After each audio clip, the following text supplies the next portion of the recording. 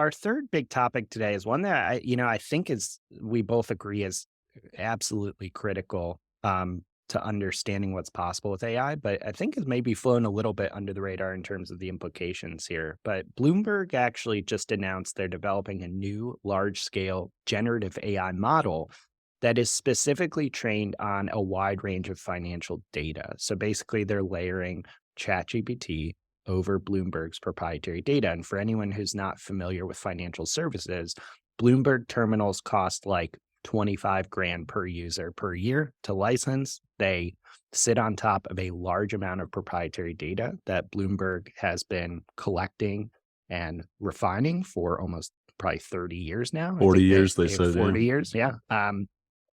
So that basically Bloomberg has one of the best financial data sets in the world.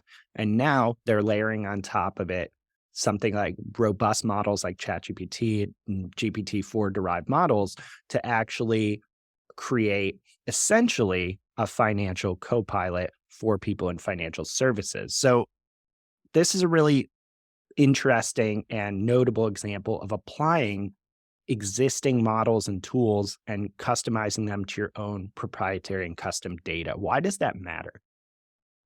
We've talked about this one before too, this idea that these customized, personalized models is where this was all going to go. And so Bloomberg GPT is just one of the best examples I've seen done at a large scale.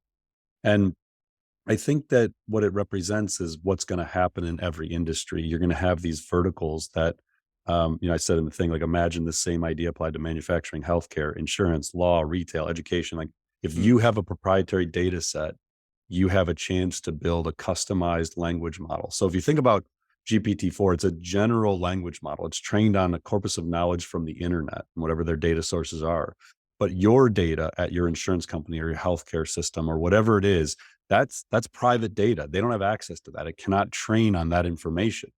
So the organizations that have massive amounts of proprietary data that's organized in a way that can be used to train or tune these models, no one else is going to have that. And so if you have that kind of data and you can build a model that is trained on that, then not only can you build a much more interactive and engaging internal knowledge base. So almost imagine, like, think about some use cases here. If you build a knowledge base for all your like FAQs for your sales team, your service team, your marketing team, your ops team, like it's all just living on a server somewhere and they have to go query it and they have to search for it. And then they got to find an article and they got to read an article. Like it's the traditional way of finding and consuming information. Now imagine all of that private data has been used to train a language model that you can interact with the same way you would interact with like a chat GPT, where you just go in and query it and you say, hey, what happened with this client in September of 2022? Who was on that team? What was the issue that came up? Like anything you can think of, and it's all there. It's all been trained into this model. And you can now ask it whatever you want about analytics, about customer service, about operations in the organization. And it gives you a narrative response versus having to send you down and go find links and but clicking back and forth. And that's the kind of thing we're looking at here. So Bloomberg talked about, what I said, that they're going to use it for improving existing financial natural language processing tasks such as sentiment analysis, named entity recognition, news classification, question answering, among others. They talked about there's going to be internal uses for this thing. There's going to be some value to customers that could, benefit from this. mhm. So you can think about taking all of your knowledge, all of your data, and having it trained on a specific model that only your team can access, or an interface you could create that could be public facing for people to interact with, data you're willing to make public.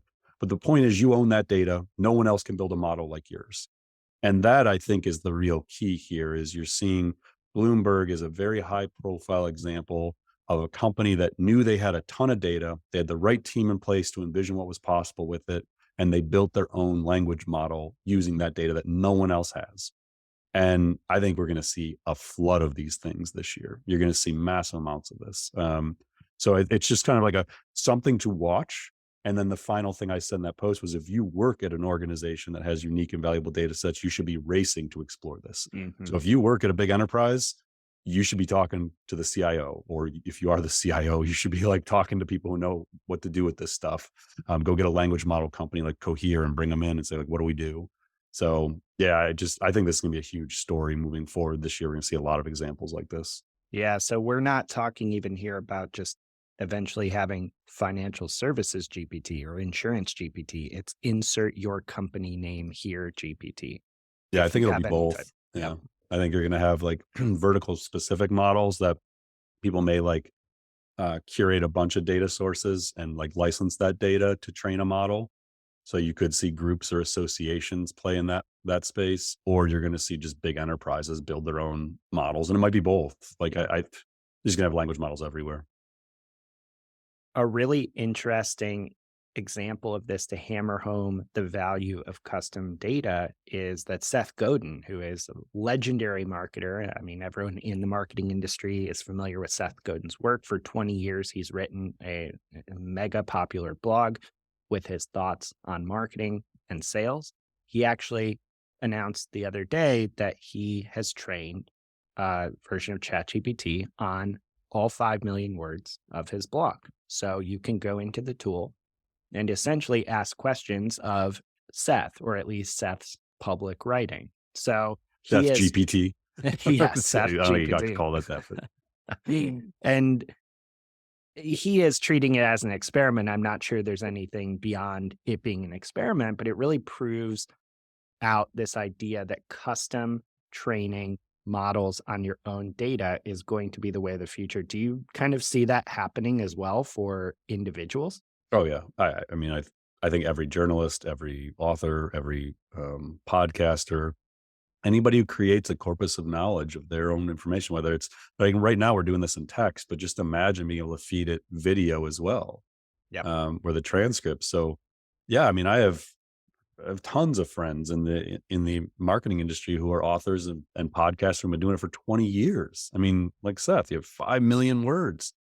So yeah, you can train really cool chat modules that are just trained on your data. Now, the trick here is if all of Seth's data was already publicly available, there's a pretty decent chance that OpenAI sucked that up when they were Mm, training GPT-4. So is it really any more valuable than, just going into chat GPT and ask a question? I don't know. I haven't tested right. it. Right. But I think that, again, to drive home the point of proprietary data that people don't have access to train on versus data that is just open on the open web and was probably already ingested into training data. But yes, I think corporations will do this. And I think individuals will do this to where you have these personal bots and either they're used for your own internal sake, like you're just trying to query. Like, I mean, imagine if you and I had this. Hmm. I've written 3 books that combined have 150,000 words. We've written 1,000 blog posts. We've done, what is this, the 41st episode of the podcast. I have like 400 video. Like if I could just like dump all that, just hit upload all that stuff, 2 days worth, just load it all in. And then I could just start talking to that. Like, what did I say when I Right. was here? Or what did I say about this topic? Or what have I previous?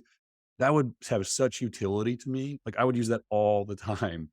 And I think that we're heading there. Like I'm fairly confident that that's a 2023 thing for Mm. a lot of organizations. You'll be able to build that kind of stuff this year. You heard it here first. Paul GPT is coming. Yeah, gotta get that. Oh man, I was gonna say the URL. Don't buy that URL. I'm gonna go buy it before we publish this, just in Yeah. case.